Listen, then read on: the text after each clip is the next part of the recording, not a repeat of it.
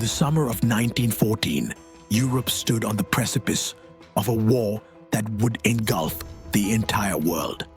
The great powers of Europe were locked in a volatile web of political, military, and economic rivalries that had been simmering for decades. Nationalism, imperialism, and a complex network of alliances had created a powder keg, and the assassination of Archduke Franz Ferdinand in Sarajevo served as the spark that would ignite the most destructive conflict the world had ever seen. What had started as a regional conflict soon escalated into World War I, a war that fundamentally reshaped the global order and set the stage for the rise of new political ideologies, the fall of empires, and a new world order. Welcome to the War Vault.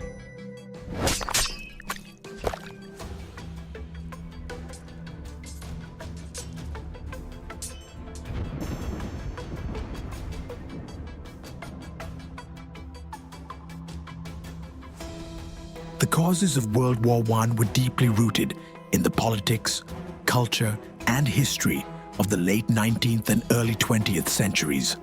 To understand the origins of the war, it's necessary to examine the forces of nationalism, imperialism, and the complex system of alliances that defined European geopolitics.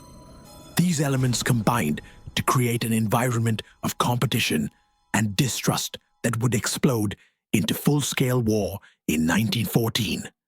Nationalism, the rising tide of ethnic and national identity. Nationalism, the belief in the superiority and unity of one's nation, was one of the driving forces behind the tensions that led to World War I.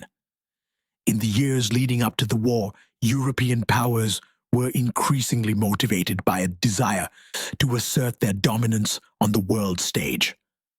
This nationalism was not only a force in the great empires of Europe, but also in smaller ethnic groups and nationalities seeking independence from larger empires.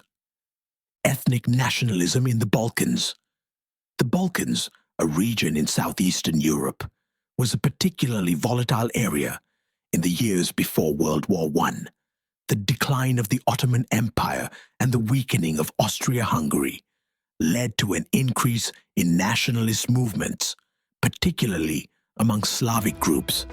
Serbia in particular sought to unify Slavic peoples in the region, which created tensions with Austria-Hungary, which feared the disintegration of its empire due to rising Slavic nationalism. In the years before 1914, Serbia had been actively supporting nationalist groups that sought independence from Austria-Hungary and the Ottoman Empire.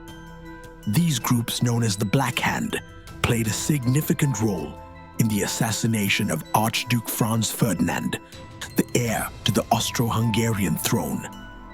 The killing, which took place in Sarajevo on June 28, 1914, was a direct consequence of rising ethnic nationalism in the Balkans, and it became the immediate trigger for the war. However, the deeper causes of the conflict were rooted in the broader forces of nationalism that had been brewing across Europe. Nationalism in the great powers. Nationalism was also a key factor in the policies of the major European powers. In France, the desire to regain the territories of Alsace and Lorraine, which had been lost to Germany in the Franco-Prussian War of 1870 to 1871, fueled nationalistic sentiment. This desire for revenge, combined with the long-standing rivalry between France and Germany, contributed to the tensions leading up to the war. In Germany, nationalism was tied to the desire to expand the country's power and influence, particularly through the establishment of a unified German empire in 1871. Under Kaiser Wilhelm II, Germany sought to assert its dominance in Europe and overseas, challenging the established powers of Britain and France. Germany's rapid industrialization and military buildup, particularly its growing navy, were viewed with suspicion by the other great powers, further exacerbating tensions. In Britain, nationalism was intertwined with imperialism and the desire to maintain the British Empire, the largest empire the world had ever seen. The British were wary of Germany's growing influence in Europe and its challenge to British naval supremacy. This competition for global power and influence created an environment of suspicion and rivalry between the European powers.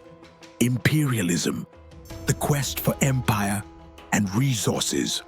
Imperialism, the competition for overseas colonies and global dominance, was another major cause of World War I.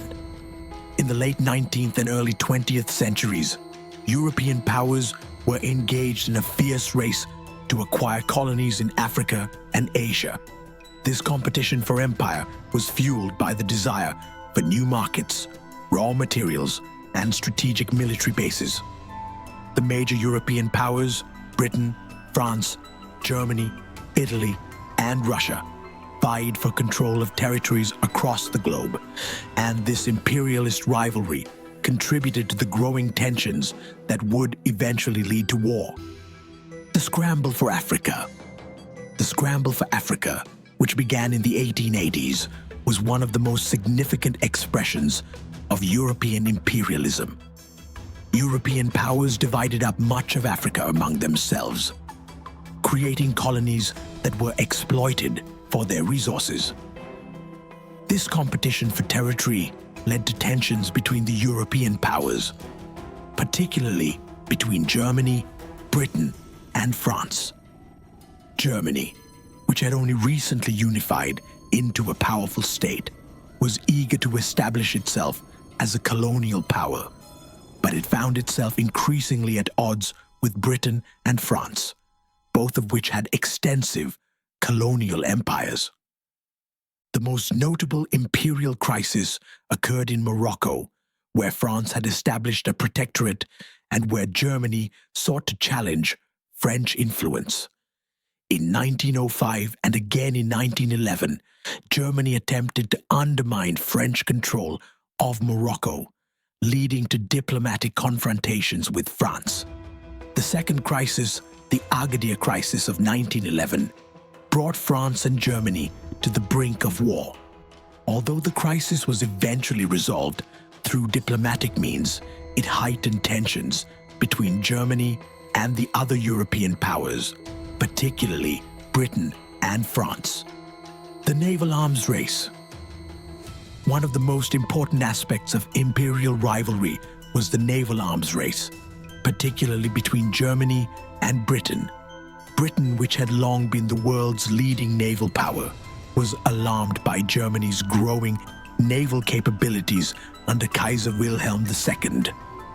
Germany's efforts to build a large, modern fleet were seen as a direct challenge to Britain's naval supremacy and its ability to defend its empire.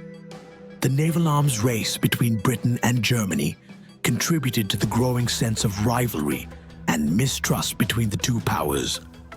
Britain responded to Germany's naval buildup by expanding its own fleet, and by 1914, the two countries had become locked in a competitive race to control the seas.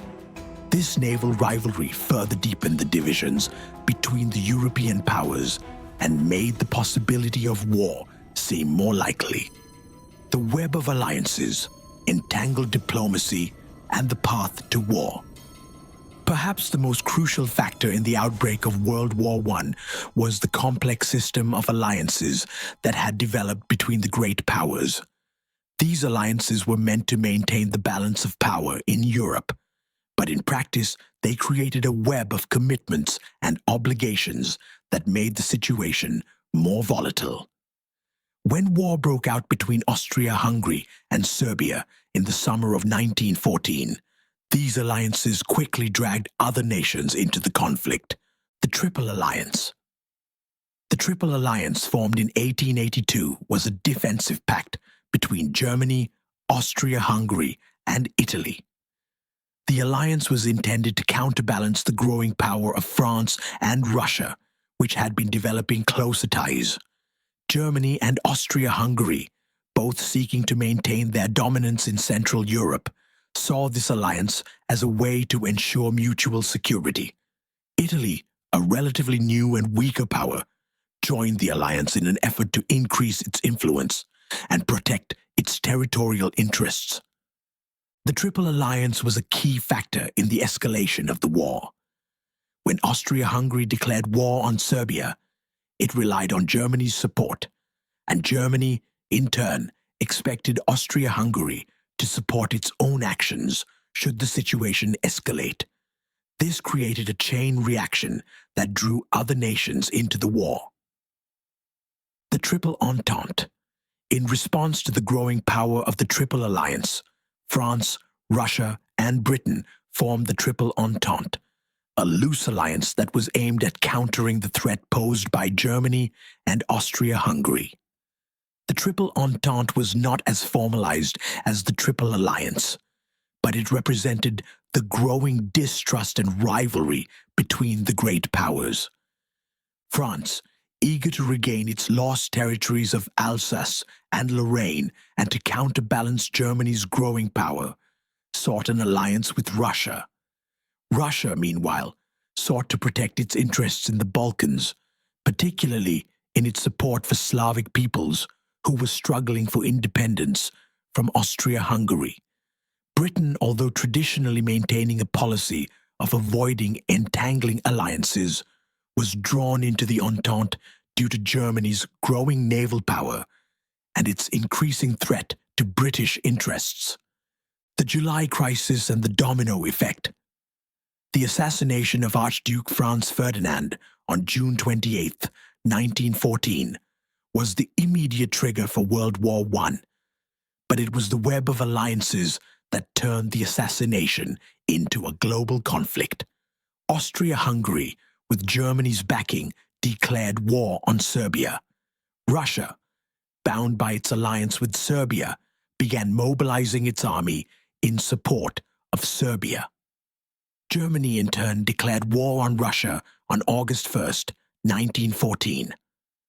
When Germany declared war on France on August 3, 1914, Britain, honoring its commitment to France, declared war on Germany 2 days later. Within a matter of days, the conflict spread from the Balkans to the entire continent, and soon the world was plunged into a war that involved not just Europe, but much of the globe.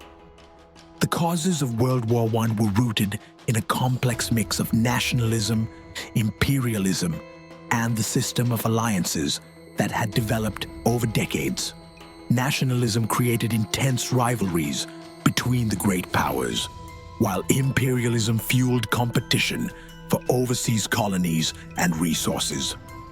The alliance system, intended to maintain the balance of power, instead created a precarious situation where a regional conflict could escalate into a world war. The assassination of Archduke Franz Ferdinand was merely the spark that ignited the powder keg, but the deeper causes of the war lay in the political, economic, and military rivalries that had been building for years. World War I was a global conflict that reshaped the political, social, and military landscape of the early 20th century. Beginning in 1914 and lasting until 1918, the war saw unprecedented levels of destruction and innovation in military tactics, technologies, and logistics. The war was marked by a devastating stalemate on the Western Front, combined with fluid and often brutal campaigns in the East, the Middle East, and Africa. The major battles and strategies employed during the war, alongside the significant role of the home front in supporting the war effort, contributed to the scale and impact of the conflict. The early stages, mobilization, and the opening battles. The war began with the German invasion of Belgium and France, based on the Schlieffen Plan, a German strategy that aimed to avoid a two-front war by defeating France quickly before turning to fight Russia. Germany's goal was to quickly knock France out of the war and then focus on Russia, which was expected to take longer to mobilize. The Schlieffen Plan and the German invasion. Germany's initial strategy in the war hinged on the success of the Schlieffen Plan, which was developed by General Alfred von Schlieffen in 1905. The plan called for a rapid strike through Belgium to encircle Paris, forcing France to surrender before Russia could fully mobilize. The plan relied on speed and surprise, with Germany using its well-organized railway system and advanced artillery to advance quickly through neutral Belgium, an action which violated Belgian neutrality and brought Britain into the war.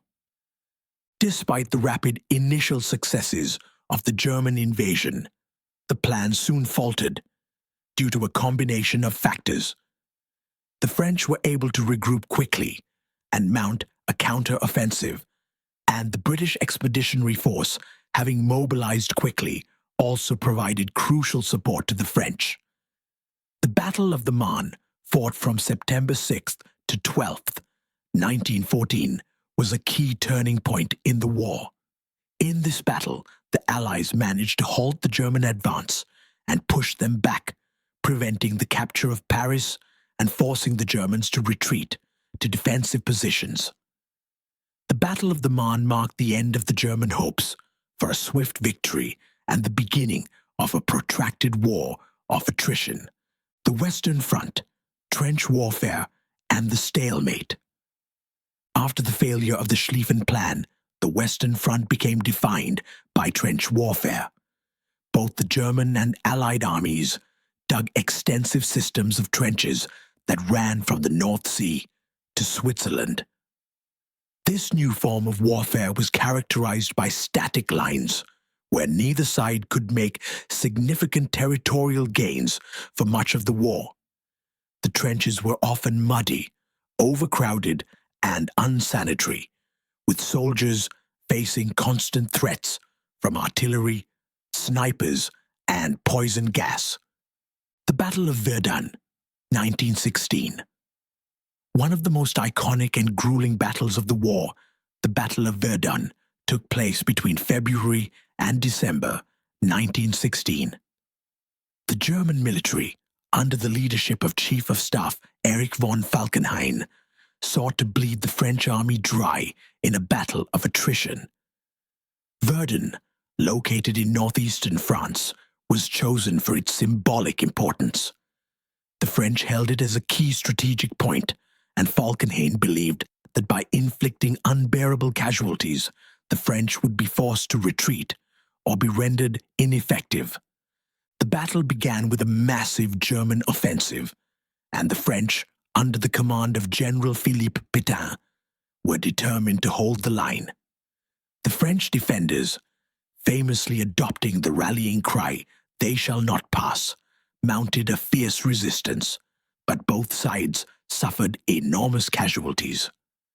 By the time the battle ended, over 700,000 men had been killed or wounded, with no significant territorial gains for either side.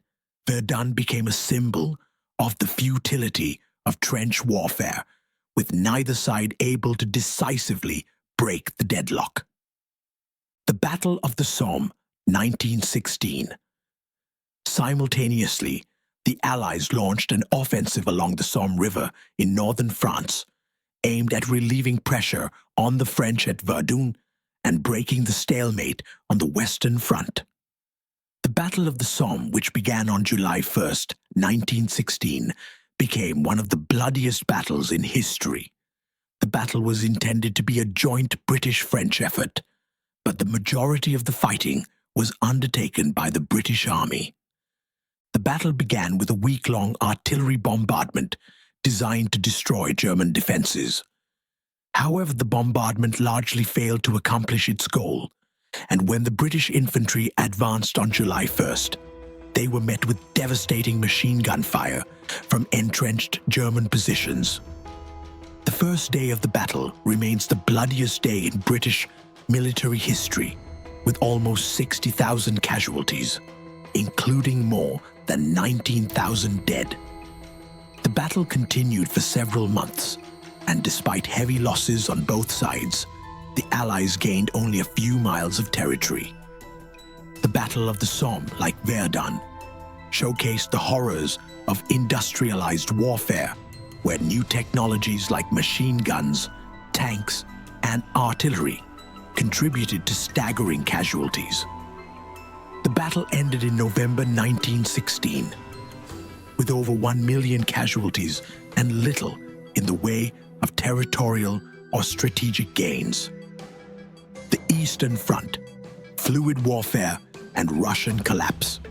In contrast to the static nature of the Western Front, the Eastern Front, which spanned from the Baltic Sea to the Black Sea, was marked by more fluid movements of troops. The front was primarily fought between the Central Powers, led by Germany and Austria-Hungary, and Russia, with the latter also receiving support from France and Britain. The Battle of Tannenberg, 1914. The first major engagement on the Eastern Front was the Battle of Tannenberg, fought between August 26th and 30, 1914. In this battle, the German forces, commanded by Generals Paul von Hindenburg and Erich Ludendorff, decisively defeated the Russian army. The Russian forces, commanded by General Alexander Samsonov, suffered enormous casualties, and more than 90,000 Russian soldiers were taken prisoner. The victory at Tannenberg was a major success for Germany, but it also marked the beginning of a series of defeats for Russia. The Russian army was poorly equipped and poorly led, and the vast size of the Eastern Front made it difficult to defend against German and Austrian offensives. Despite its numerical superiority, Russia could not sustain its war effort against the well-organized and efficient forces of the Central Powers. The collapse of Russia, 1917. By 1917, Russia was facing not only military defeats, but also domestic turmoil. The war had placed tremendous strain on the Russian economy and society, and food shortages, inflation, and widespread discontent led to the Russian Revolution in February 1917. The overthrow of Tsar Nicholas II and the establishment of a provisional government weakened Russia's ability to continue fighting. Later that year, in October 1917, the Bolshevik Revolution, led by Vladimir Lenin, resulted in the establishment of a communist government. The new Bolshevik leadership sought peace with Germany, leading to the signing of the Treaty of Brest-Litovsk in March 1918. This treaty ended Russia's involvement in the war, but resulted in the loss of significant territories, including Ukraine, Belarus, and the Baltic states, to the Central Powers. The home front, mobilization, and total war. World War I was not only fought on the battlefield, but also on the home front, where entire societies were mobilized for war. The concept of total war meant that all aspects of a nation's resources, its economy, its labor force, and its people, were directed towards supporting the war effort. Economic mobilization. The war required vast amounts of resources, and the economies of the combatant nations were quickly converted to war production. Factories that had previously produced consumer goods shifted to the production of weapons, ammunition, and supplies. In Britain, France, and Germany, national economies were restructured to meet the demands of the war. Women entered the workforce in unprecedented numbers, taking on jobs traditionally held by men who had gone to the front lines. Civilian impact. The civilian population bore a heavy burden throughout the war. Rationing, food shortages, and bombings became regular features of life in the belligerent nations. On the Western Front, civilian areas were regularly targeted by artillery and air raids. In Britain and Germany, civilians lived under the constant threat of Zeppelin and later airplane raids. In addition to the direct toll on civilian life, the war placed enormous psychological and social pressures on those left behind. Propaganda was used by governments to maintain morale and ensure civilian support for the war effort. At the same time, the war's immense casualties led to deep emotional trauma, both for the soldiers who returned from the front and for the families who lost loved ones. The entry of the United States, a turning point. While the war had primarily been a European conflict, the entry of the United States in 1917 shifted the balance in favor of the Allies. The US had been neutral for most of the war, but a combination of factors, including unrestricted German submarine warfare, the interception of the Zimmermann telegram, and the sinking of the Lusitania, led to the US entering the war Zimmermann telegram, which proposed a German-Mexican alliance, and the growing ties between the US and the Allied powers pushed the country to declare war on Germany in April 1917. American troops, known as the American Expeditionary Force, AEF, led by General John J. Pershing, arrived in Europe in large numbers by the summer of 1918. The fresh influx of American manpower, combined with the superior industrial capacity of the United States, proved to be decisive in the final months of the war. The Americans played a crucial role in pushing back German offensives and ultimately defeating the Central Powers.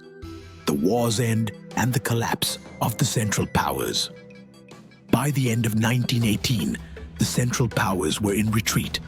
German morale had plummeted, and internal unrest, exacerbated by food shortages and the collapse of the economy, led to widespread strikes and protests. The Armistice of Compiègne, signed on November 11, 1918, marked the official end of the fighting on the Western Front. The German Empire, which had once been confident of victory, had collapsed under the strain of war, revolution, and defeat. In the aftermath of the war, the Allies imposed harsh peace terms on Germany, culminating in the Treaty of Versailles in 1919. The treaty, which officially ended the war, placed full blame for the conflict on Germany and imposed severe reparations and territorial losses. The treaty would later be cited as one of the factors contributing to the rise of Nazi Germany and the outbreak of World War II. The scale of World War I was unprecedented, with battles and strategies that defined a new era of warfare. The use of trench warfare, the massive human cost, and the mobilization of entire societies marked the war as one of the most devastating and transformative conflicts in modern history. The aftermath of the war created the foundation for the geopolitical landscape of the 20th century, and its impacts were felt in the social, political, and economic spheres long after the fighting ended. The aftermath of World War I marked the end of an era for many of the world's great empires. The conflict reshaped not only the map of Europe, but also the political, social, and economic fabric of the globe. The devastation wrought by the war had a profound impact on the countries involved, leading to the collapse of long-standing empires, the emergence of new political ideologies, and the creation of international institutions designed to prevent further global conflicts. Yet, the Treaty of Versailles, which was meant to bring lasting peace, sowed the seeds for future conflict, particularly with the rise of new tensions between the Allied powers and Germany. This part will examine the war's aftermath, its far-reaching consequences, and the enduring legacy that shaped the 20th century. The collapse of empires, the end of the Habsburg, Ottoman, German, and Russian empires. One of the most significant outcomes of World War I was the collapse of several powerful empires: the Austro-Hungarian, Ottoman, German, and Russian empires, all of which had been major players in European and global politics, were dismantled in the wake of the war. The collapse of the Austro-Hungarian Empire. The Austro-Hungarian Empire, which had been a multi-ethnic entity at the heart of Europe, was severely weakened during the war.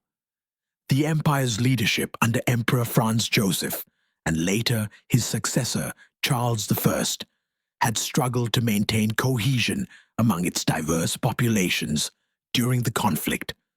The empire's defeat in 1918 led to the disintegration of the Habsburg monarchy.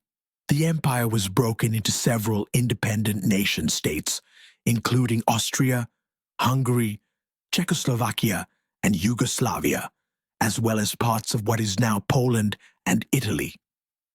The dissolution of the Austro-Hungarian Empire resulted in the redrawing of borders in Central and Eastern Europe and the creation of new states, often with ethnic tensions that would remain unresolved for years. The end of the Ottoman Empire. The Ottoman Empire, once a dominant power in the Middle East and Southeastern Europe, also collapsed after its defeat in World War I. The empire had already been in decline 4 decades before the war, and its participation on the side of the Central Powers led to its final disintegration. After the war, the Allies partitioned much of the Ottoman Empire, with significant territories in the Middle East and Anatolia coming under British control and French control through mandates. The Treaty of Sèvres, 1920, formally dismantled the Ottoman Empire, though it was later renegotiated in 1923 with the Treaty of Lausanne, which recognized the new Republic of Turkey under Mustafa Kemal Atatürk. The end of the Ottoman Empire marked the beginning of the modern political configuration of the Middle East. The fall of the German Empire. The German Empire, once the most powerful military force in Europe, also crumbled in the wake of its defeat. The Kaiser Wilhelm II abdicated in November 1918, and the German monarchy was replaced by the Weimar Republic, a democratic government that faced immediate challenges from both the far right and far left. The collapse of the German Empire also resulted in the loss of territory, as Germany was forced to cede lands to Belgium, France, Poland, and Denmark under the terms of the Treaty of Versailles. The political instability in Germany following the war set the stage for the rise of Adolf Hitler and the Nazi Party in the 1930s, which would lead to World War II. The Russian Revolution and the rise of the Soviet Union. Russia, too, underwent a dramatic transformation in the aftermath of World War I. The immense toll of the war, combined with economic hardship and political unrest, led to the Russian Revolution in 1917. The Bolsheviks under Vladimir Lenin overthrew the Russian monarchy and established the Soviet Union, a communist state. Russia's withdrawal from the war in 1917, following the signing of the Treaty of Brest-Litovsk with Germany, left the Allies fighting without one of their key partners. The collapse of the Russian Empire and the subsequent rise of the Soviet Union marked the beginning of the Cold War, as the ideological divide between communism and capitalism became one of the defining features of global politics in the 20th century. The Treaty of Versailles, a harsh peace and the seeds of future conflict. The Treaty of Versailles, signed on June 28, 1919, was intended to bring peace to Europe after the devastation of World War I. However, the treaty's harsh terms, particularly towards Germany, sowed the seeds for future conflict.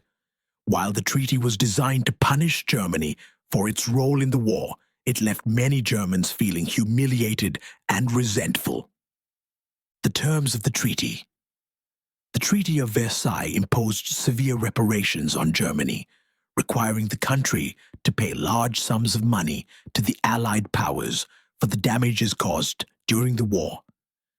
Germany's military was severely restricted, with the country limited to an army of 100,000 soldiers and forbidden from maintaining an air force, submarines, or tanks. The treaty also stripped Germany of significant territories, including the Saar Basin, which was placed under French control, and the provinces of Alsace and Lorraine, which were returned to France. Additionally, the newly created country of Poland was granted access to the Baltic Sea through the creation of the so-called Polish Corridor, which separated East Prussia from the rest of Germany. These harsh terms led to widespread discontent in Germany, and the political instability that followed contributed to the rise of extremist ideologies. The Treaty of Versailles was seen by many Germans as a dictated peace, imposed on them by the victorious powers, and it became a key point of propaganda for nationalist movements, including Adolf Hitler's Nazi Party. The League of Nations, a failed experiment in collective security. One of the key components of the Treaty of Versailles was the creation of the League of Nations, an international organization designed to prevent future conflicts and promote peace. However, the League was flawed from the start. The United States, despite being instrumental in the formation of the League, refused to join due to domestic opposition. Moreover, the League lacked enforcement powers and was unable to address the rising militarism of nations like Japan, Italy, and Germany in the years leading up to World War II. While the League's efforts to promote disarmament and resolve conflicts were commendable, it ultimately failed to prevent the outbreak of another world war. Social and economic consequences, the devastation of war. World War I left an indelible mark on the social and economic structures of the countries involved. The human toll of the war was immense, with an estimated 10 million military deaths and 7 million civilian deaths, as well as 21 million wounded. The war disrupted economies, shattered infrastructures, and left many countries grappling with economic instability in the years following the armistice. Economic hardships. The war had devastated European economies. Industrial production had been diverted to support the war effort, and once the conflict ended, many nations faced severe shortages of goods and services. In Germany, the combination of war reparations, a weakened industrial base, and high inflation led to economic instability, which contributed to the rise of extremist political movements. In France and Britain, the cost of rebuilding war-torn infrastructure placed a heavy burden on their economies, which led to economic recessions and high unemployment. Social upheaval. The war also had profound social effects. The loss of millions of men in combat left entire communities without fathers, sons, and husbands, which had a lasting impact on family structures. The war also marked a major shift in gender roles as women took on new responsibilities in the workforce during the war. However, after the war, many of these roles were relegated back to traditional norms, although the war's social changes laid the groundwork for the women's rights movements that would gain traction in the coming decades. In Russia, the war contributed to the disillusionment with the Tsarist regime and played a key role in the success of the Bolshevik Revolution. In Germany, the war contributed to a general sense of national humiliation and resentment, which would later fuel the rise of Adolf Hitler and the Nazi Party. The birth of a new world order, the rise of the United States and the Soviet Union. World War I brought about the collapse of old empires and the rise of new powers on the world stage. The United States, which had entered the war late but played a decisive role in the Allied victory, emerged from the war as one of the world's leading economic and military powers. The war had established the US as a key player in global diplomacy and had laid the foundation for its involvement in future international conflicts, particularly World War II. Similarly, the Russian Revolution had led to the formation of the Soviet Union, the first communist state, which would become a major player on the world stage. The rise of Soviet communism and the establishment of the Soviet Union marked the beginning of the ideological divide between capitalist and communist nations, a divide that would define global politics during the Cold War. A war that shaped the 20th century. World War I fundamentally reshaped the political landscape of Europe and the world. The collapse of empires, the rise of new powers, and the harsh terms of the Treaty of Versailles created lasting tensions that would contribute to the outbreak of World War II just 2 decades later. The war also brought about social and economic upheaval, with millions of lives lost, economies shattered, and entire societies changed forever. The lasting legacy of World War I can still be felt in modern international relations, in the ideologies that emerged in its wake, and in the struggles that shaped the 20th century. World War I was a cataclysmic event that marked the end of an era and the beginning of another. The collapse of empires, the shifting balance of power, and the tragic consequences of the Treaty of Versailles set the stage for the geopolitical challenges of the 20th century. To continue exploring history's most defining moments, subscribe to the War Vault. Like, share, and stay tuned for more stories from wars that shape the world we live in today.